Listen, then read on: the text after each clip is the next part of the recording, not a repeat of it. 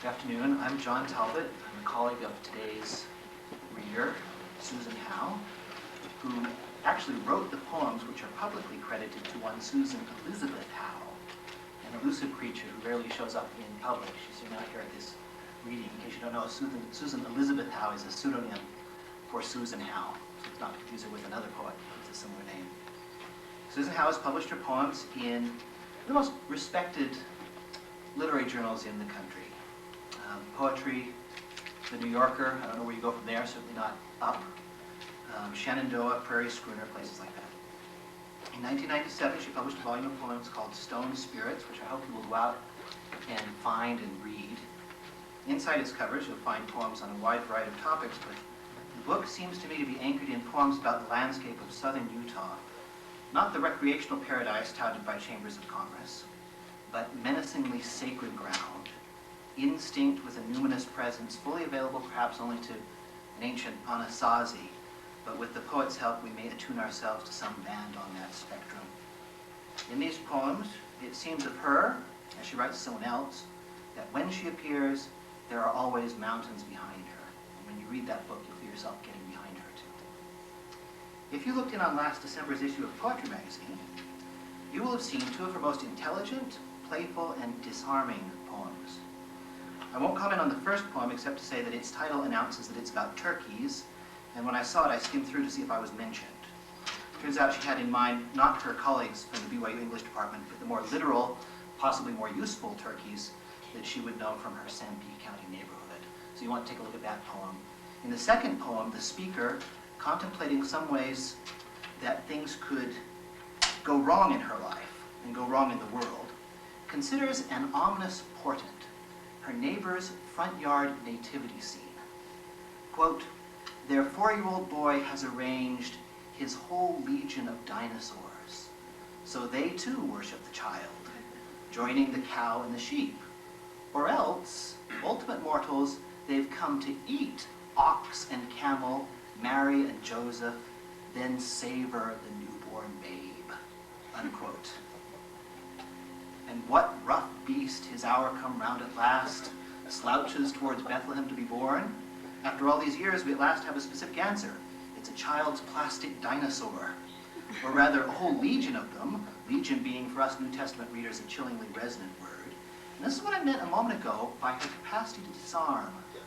For toy dinosaurs do not quite prepare us for that shrewd contraction, that erasure of the single letter I, which turns the phrase we were expecting, the savior, the newborn babe, which would have been consoling and completely forgettable, to the frightening phrase, savor the newborn babe, which is unforgettable and a rebuke to our complacency. We can be grateful for the poet's misgivings, since through them she shows herself giving, and I now give you Susan Howe.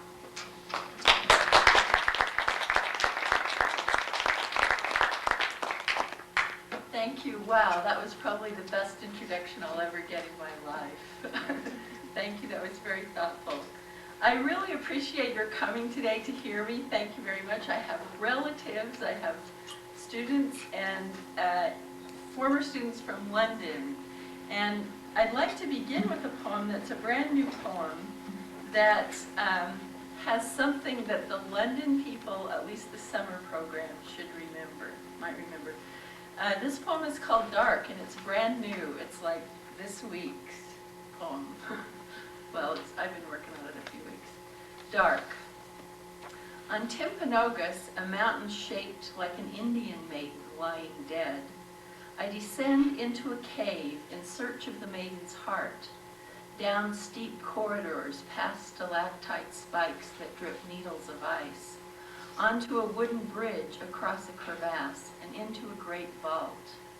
When the guide says, "Stand absolutely still, and I'll show you darkness your eyes will never adjust to," and buries us in black, I feel as blind as I do before the avalanche of my husband's ex-wife's greed, the spitting disconnect of the heating coils on the stove, the missing word shapes of my next poem, weight and oppression and no way out. But just before panic, I consider my blood, the dark inside, if I sink deep enough, boiling with answers as strange as creatures that form along ocean vents. I remember dark's intimacies, the sweet caves of sex, impulses flashing through my spinal cord inside rings of bone, my own heart repeating in its sack. My body thrives in the dark, works under cover of skin, opaque as the cataracts of a tiny African woman who herself became blind and began to listen to her own meaning, her own sounds. What did she do under her mountain of dark? Those long days led about by her grandson, she felt her nails grow, ground her teeth in manioc, walking toward the river, heard her bones crack. When an operation brought the world back, she could see for herself. Gourds had the roundness of rhythms in her own hands, the sting and slap. She called the nurse from the tent. "I want to thank you," she said, "but have no goods to give, so I will dance for you the dance I learned in the dark." She clapped, flung up her arms, swayed, swayed. She beat out the taste of fire-cooked meat, shook her gourd till it smelled of rain. Stamping, she sent a dust cloud swirling toward Harari. She is the vision I'm having, the blaze in the cave in the dark. Dark, as John said, Sanpete County is where I live now, and that has entered my poems in the dangers of Sanpete County. And this next poem is also about dark. It's about driving home in the dark, and you can go one of two ways: Spanish Fork Canyon, down past Indianola, Fairview, Mount Pleasant, a lot of deer and curvy, windy mountain roads, or down the freeway, then through Nephi Canyon, and then up across this sort of big high plateau, and then Fountain Green, Moroni home. Either way, you're always in danger of hitting something. And so this poem came from that fact. It's called Deep Canyon Late Night. When my husband drives the dark 2 hours home, I sit beside him and throw a road into the void beyond our headlights, survey moon, taillights, road signs, stars to lay its bed down. And I clarify dangers. Deer become roadblocks, the more solid walls of elk, rocks washing out of the washes, rig and loaded trailer about to run us down. But sometimes when Cless says, "You're tired, put your seat back," I agree to be carried, the way our Pekingese goes limp, pretending she's glad to be picked up. Shut my eyes, lie back, and sure, let the car speed. The tires blink, the stars in their giant arc grind. That lion, those bears mean to do us good. Don't worry about the temper of the bull. Agreeing to the force of nature, I dream, crack the window to the cosmic swirl. We're in blackness, we're riding. We trust that hunter with sword and club to point out the safest way home. I would like to go into my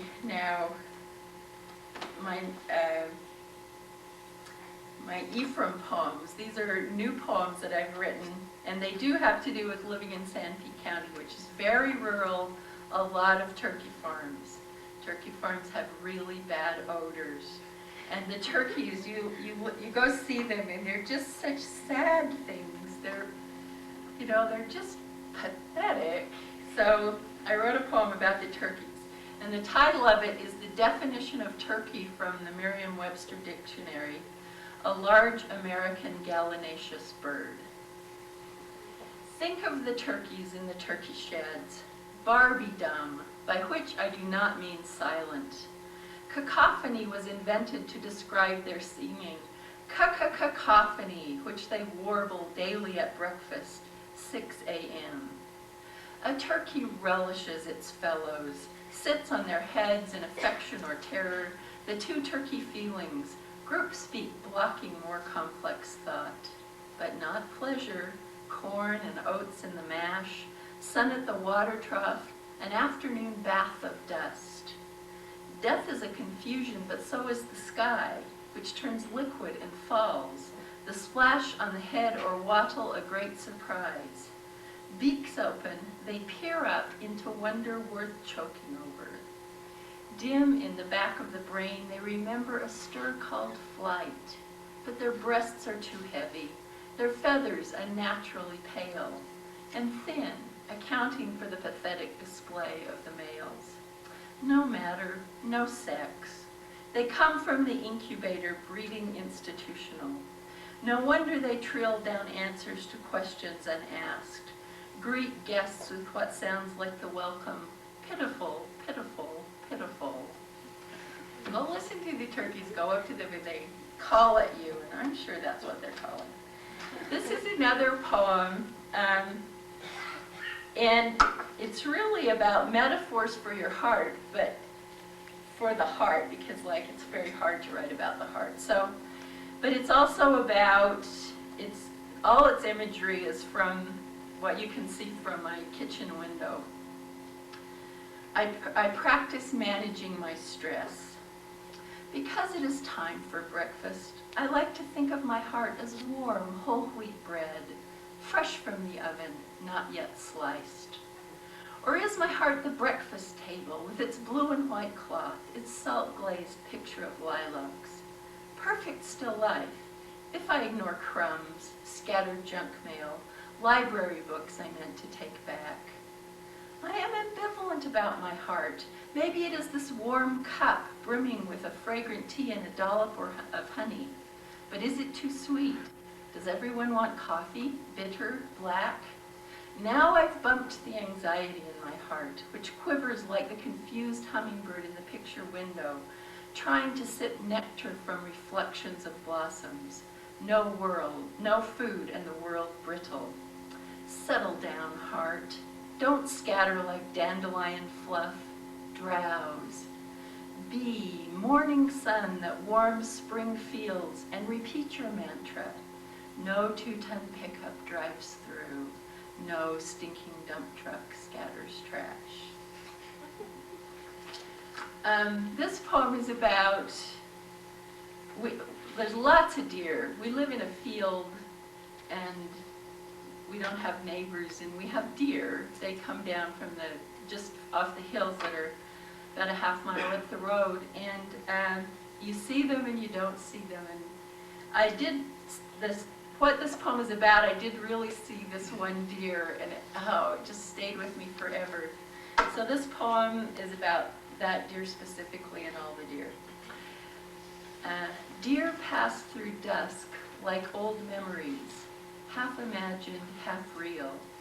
They appear and dissolve in evening fields, either fiction or truth. Sometimes a deer is both. This doe, for example, back leg dangling in 3 directions like a broken broomstick, wood cracked but fibers hinging the pieces. On 3 legs she can stand for our disasters, whatever splits the body into breaking and broken parts. When accident trips us, we will save ourselves as she does, stamping the ground while the dog tears at her throat. We leash our German shepherd, and she sinks where she is, her pain like the weight of the shadowless dark. We would lift that heaviness, but when we return with the gun, she's already gone. Staggering through the foothills, I suppose. Sometimes they make it, my husband says, rest till they heal. Next fall we might find her browsing our garden, a beautiful 3-legged deer. She might not be a fiction, nibbling our vegetables. Not just the shadow that falls toward evening, but the shadow's substance. This poem is about it's about the deer die too, then they just lie there and you watch them being dead, and then your dog brings deer parts home gradually and rolls in the deer.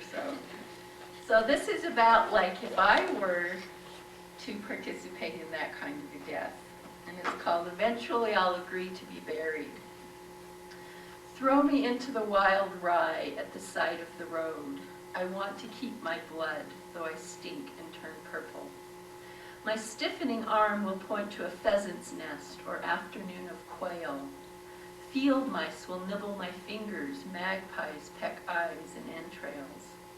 All winter raptors will visit, I'll be a banquet for eagles.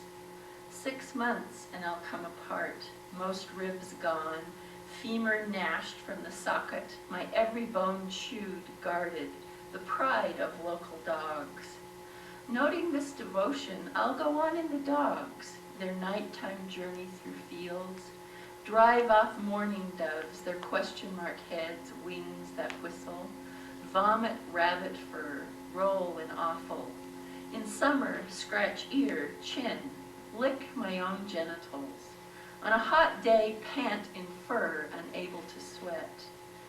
Give up light for chill, dark questions under the porch. Dig into dirt. Sleep at last in dank decay where hairy rootlets start. This poem is about our one neighbor who lives on the same lane we live on.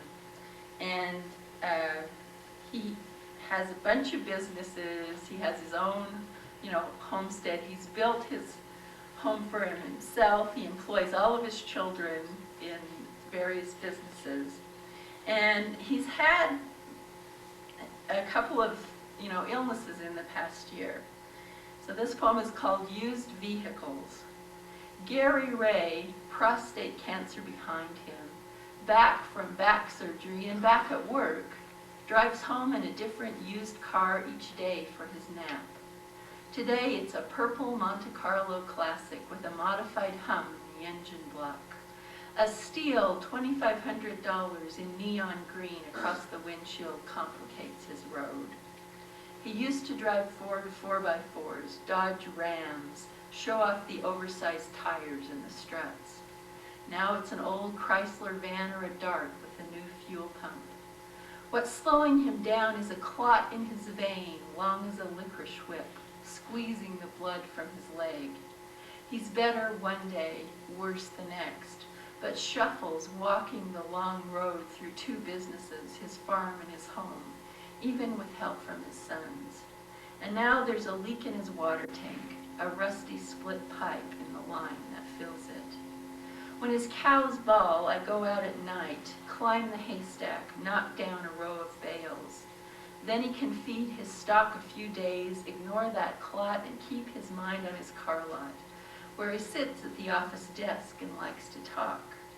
He'll tell you these days he's down to what matters, and those most people choose automatic, it's better to go with the clutch.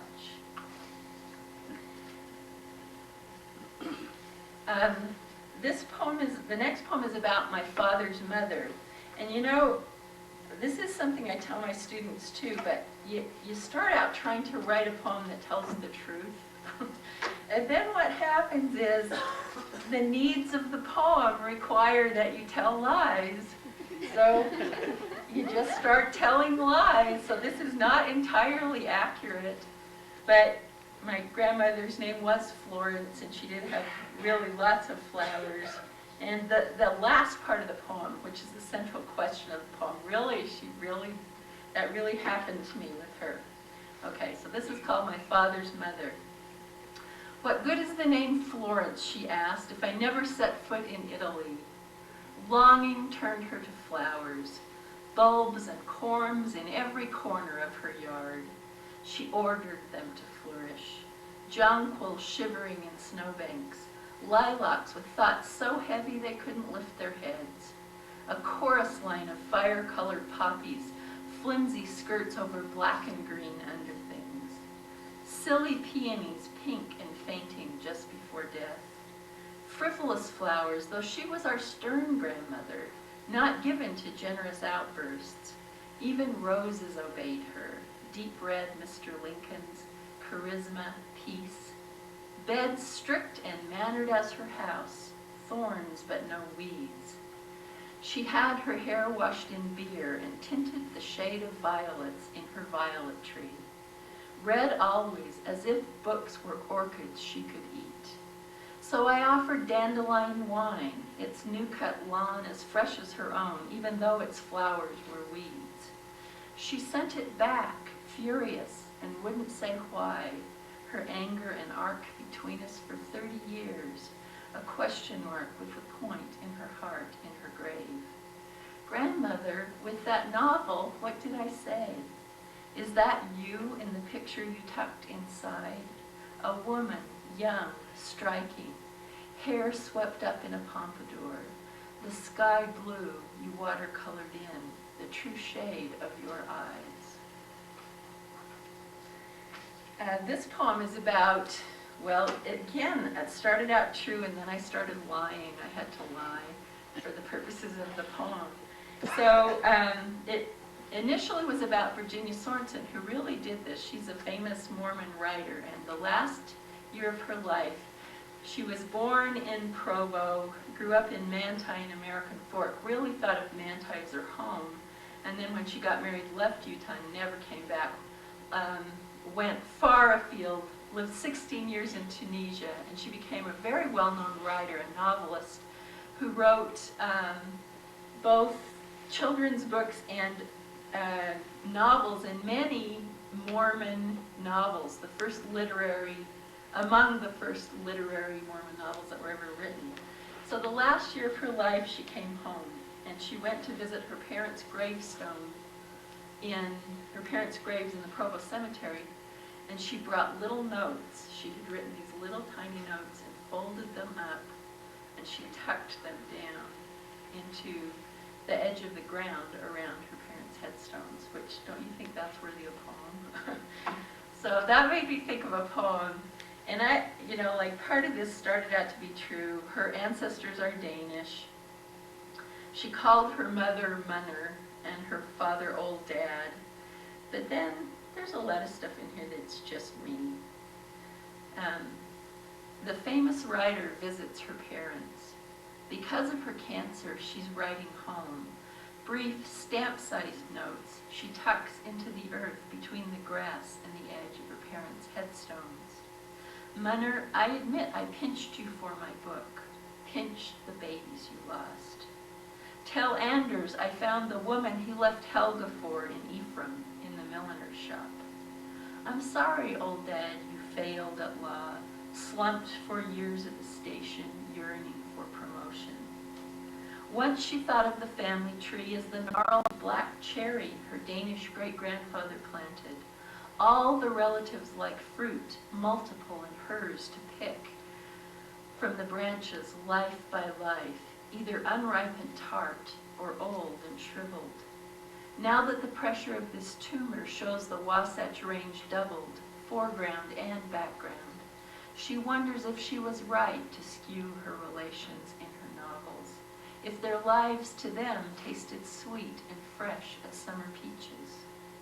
Next winter, she will have her body burned, have the ashes sent home in a box to meet words she's already interred in the family plot, paving her way toward forgiveness, her family now hard pits and bones that stayed in the mountain soil. This is a political poem that didn't start out to be a political poem, but now it is. It's about a dog that I met, and he would just lie. He was a big dog, and he would just lie and sleep all the time. But if a wasp came in from outside, he would just sit up like that, and he would watch the wasp until it got close, and then he would eat it.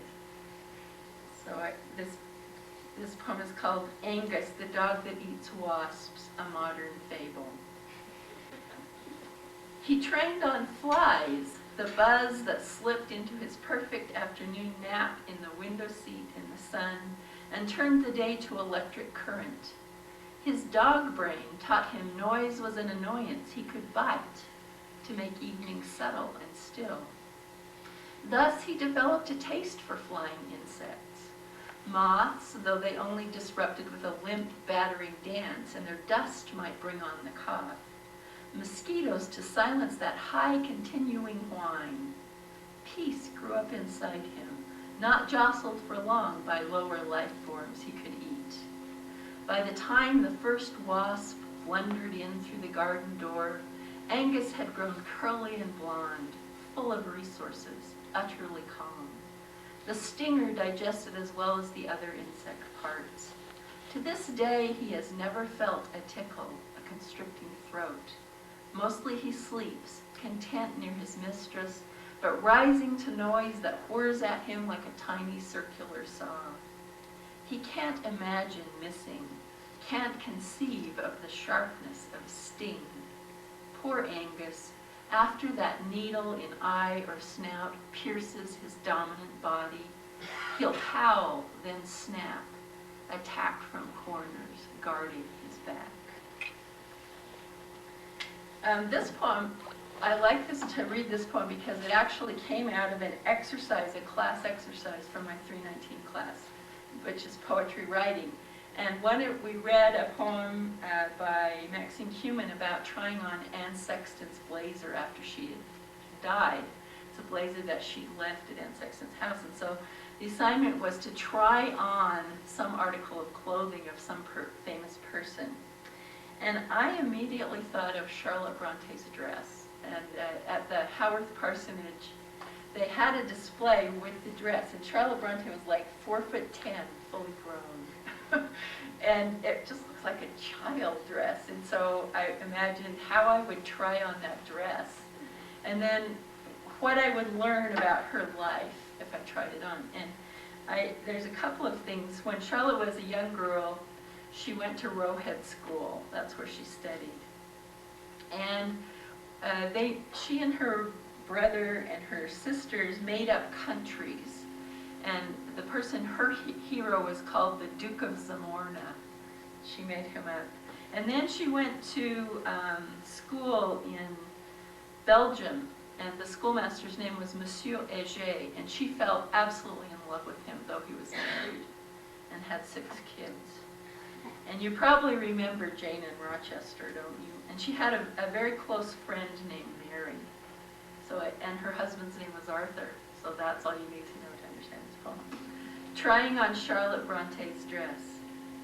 I want the homespun, heather and wind-scented, the loose dress she wore in the kitchen, dreaming up the Duke of Zamorna, old-fashioned even at Roe Head School.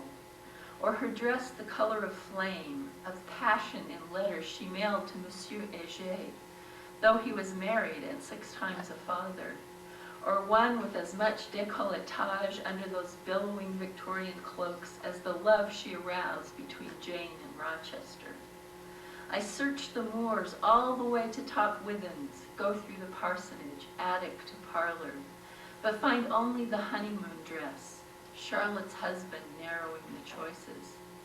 To fit this child's ball gown, lace at the waist and collar, I must cinch myself up in her whalebone corset. When I am pulled plain, small and stark, I slip into the dress, once lavender and silver stripes, now liver brown, the color of Emily's dog, though Emily is already gone. Just father and that husband who forbids more letters to her dearest Mary, unless Mary promises to burn them, orders Charlotte to do thus and so she won't have time to write, drags her off to Ireland, fleeing her imagination. Ribs broken, wheezing, I see how she tries to comply, to believe in her Arthur's grip on her shoulders, but never again a free turn, a whole breath, an imagined passionate clasp to her lover's breast. How dear she is, father and husband think, though Charlotte starts to cough. Stripping myself of the dress, loosening corsets, stays, ties, I wait in her body. She knows death is promiscuous, has lain with Bertha, her sister's Aunt Reed, but she slips into his bed, naked and free. Death strokes her hair, her breasts, at last a lover who takes her, coiled and shivering.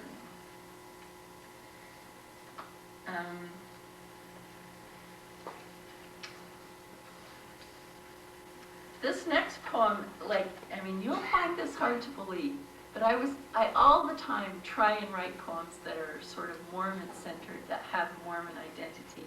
It's very hard for me somehow, but this poem was supposedly about the pre-existence, only it's a sort of an odd version. So it's called Coming to Birth. and it actually has an epigraph from a Japanese poet or philosopher, I can't remember which. And the epigraph is, "We have only one intention, to know the self before birth." I imagine those above us still in a garden, gauzy mist softening their sight. They wrap themselves in flimsy, see-through bodies, tender, though they finger secret lumps, starting in curves or folds, and wonder what the other spirits hide. They want to push, jostle into existence those incipient wads of pain, but fleshless blows glance off like balloons that children swat. And so the souls look down off their perfect plateau to see us fighting and exposed. Jealous, they line up for secrecy and skin. They're after liver and spleen where angers can condense, muscles to striate with remorse. They're stunned by the watery chutes, the birth canal, the spill into flesh so dense and tight. The world swims up fuzzy in their eyes. Flailing their new arms, they know only to fear another fall. Isn't this how we all come? The infant's body reconfiguring anger in desire. We want to be blanketed, bound, to turn our faces to the delicious breast. The next poem had its origin in a real incident that happened to me. I was driving between here and Springville, just driving, being a driver, you know, minding my own business. I was going a little fast, so I've always wondered if it was for, if someone was mad at me, but somebody shot out my window. And that's a real shock when it happens to you. So this poem sort of came out of that. It's called What I Long For on Tuesday. Morning sunlight to chime through pane and prism, arc across my bedroom into the full spectrum of sound. A mango as Kless cuts them, Kless is my husband, hit sliced out, flesh scored in two directions down to rind turned inside out so each ripe cube offers itself to my mouth. A mango to give me the kiss of my husband away for a week in France. Pigeons that descend in full-winged bliss settle on the ledge like the Holy Ghost, tap blessings on this kitchen window as it frames my illusions in mountains diminishing to the north. Not only to survive the gunman's random shot, but as the car window's glass mosaic shatters across my shoulders, to emerge uncut and interpret my life's meaning in the crystals. To fold and tear along perforated lines of the perpetrator, penetrating the cardboard surface of meanness. School, sanctuary. In the mind of a student I haven't opened in months, to raise an explosion of illuminated dust. A safe pilgrimage home inside my own personal nimbus. To feel dusk drag its blue belly across the ridge. Proof that evening air is composed of nearly invisible bubbles that float or fall depending on human comfort and well-being. To turn in bed and find my husband home. To show him the iceberg that has settled in my chest, the fire of his body that would melt it. So now we're moving into like family poems. These are poems of stuff either to my husband or about my husband. And this one is called Capitol Reef, New Year's Eve, 1999. It's another lie. Didn't go on New Year's Eve, went 2 days earlier, but we did go down there to see the century turn, you know, because it's a good place to see the century turn. That national park where everything is 200 million years old, it kind of puts things in, or even to see the millennium turn, even to see how really little time that is on the scale. So this is called Capitol Reef, New Year's Eve, 1999. This house-sized boulder, long before we appeared, spilled down the cliffs like California real estate. A sandstone skyscraper cracks from the wall, fissured by wind, slivered by ice. Everything here is falling, but nothing falls. Not the tilted tables of rock we can't budge, though they seem about to topple, nor the hydrocephalic head of a giant riding the skinny-necked column. But something will slip in the next 10,000 years, 5 times the string of time we celebrate tomorrow. National Park, we name this beautiful erosion to claim it. Though when an ancient sea rippled the sand of this shelf, we were dumb creatures warming ourselves on the rocks, mostly reptile, partly mammal. We curled under giant ferns as those tree trunks chunked and calcified. Advanced now, experimental, we climb where low sun breathes on the rice grass, coats it with cosmic frost, to confront our inconsequence, all the vast plain of the water pocket bowl tipped on its side, white domes of Capitol Reef, cliffs the color of sunset, and below us the goosenecks. Still, here we are, a momentary flash, hiking the trail, kissing and eating bright hemispheres of halved oranges. The only things moving at such speed in 100 miles, except 2 ravens riding an updraft, indifferent to notions of time. They drift like shadows above, then below us, our doubles, now rowing, now gliding.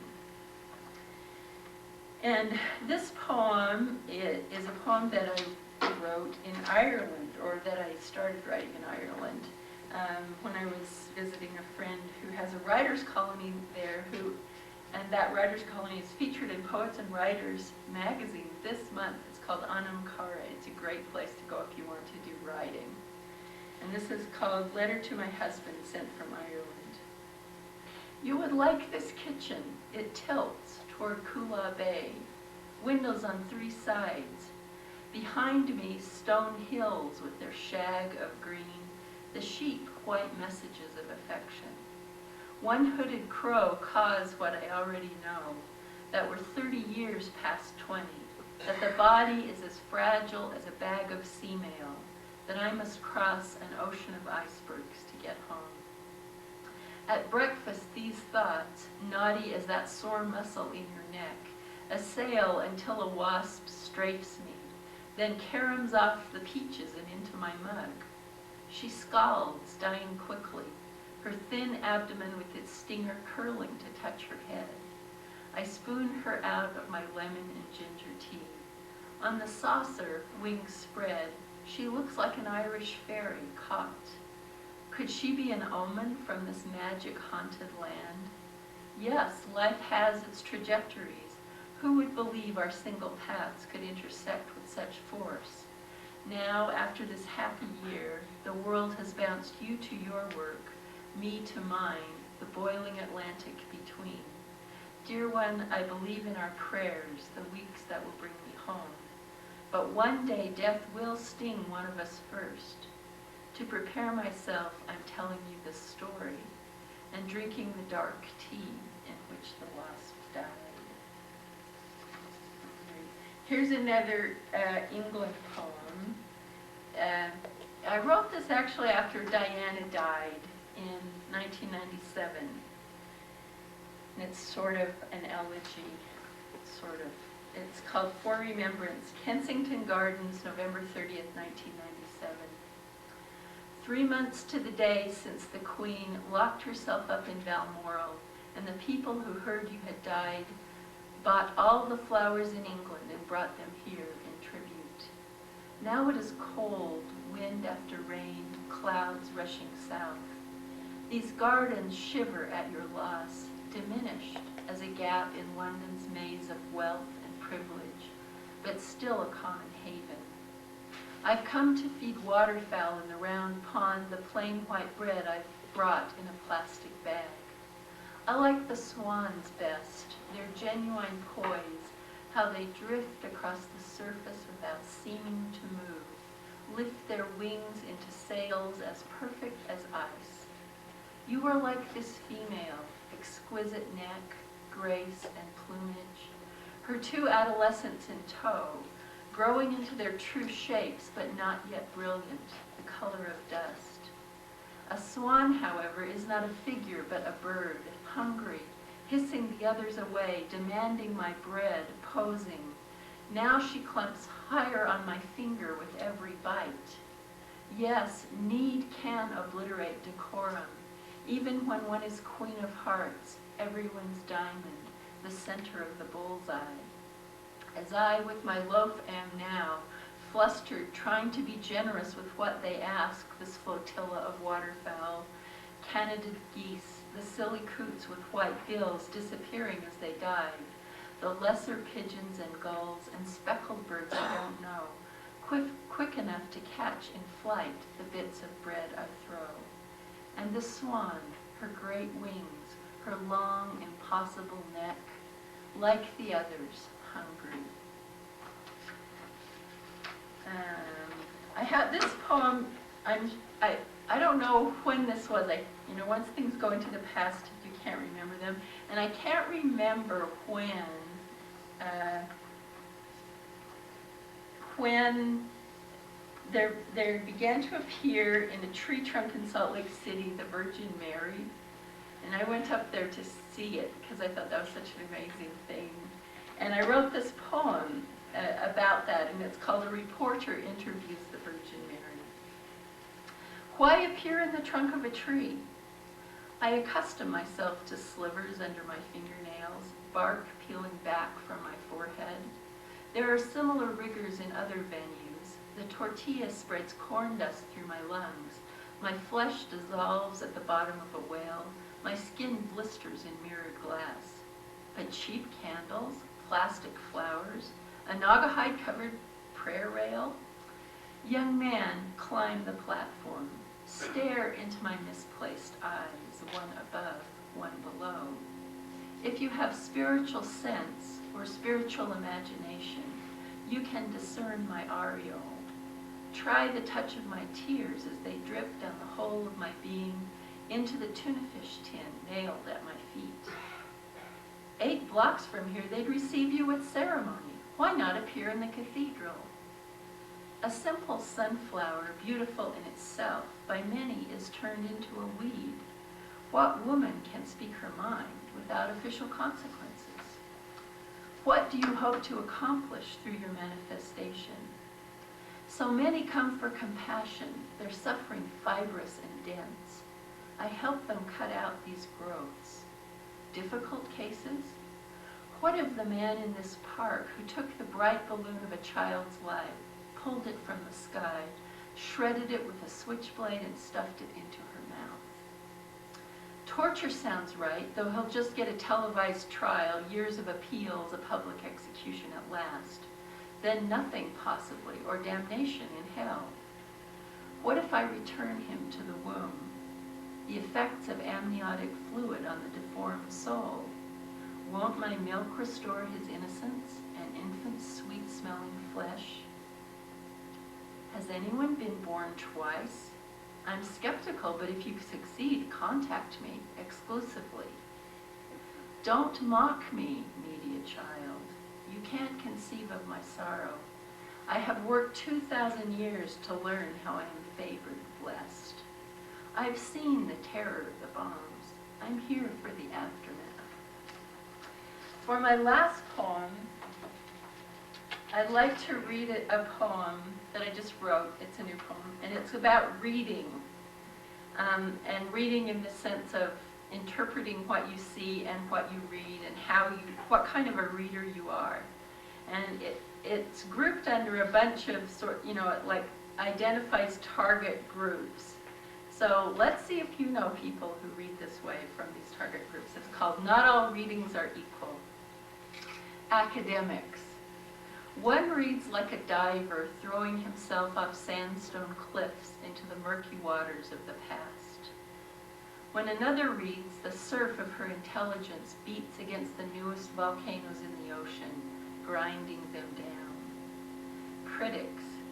She reads like a boulder that rolls downhill, gathering momentum, crashing through scrub oak and rabbit brush. He reads like a vulture that settles next to the victim to wait. Fundamentalists.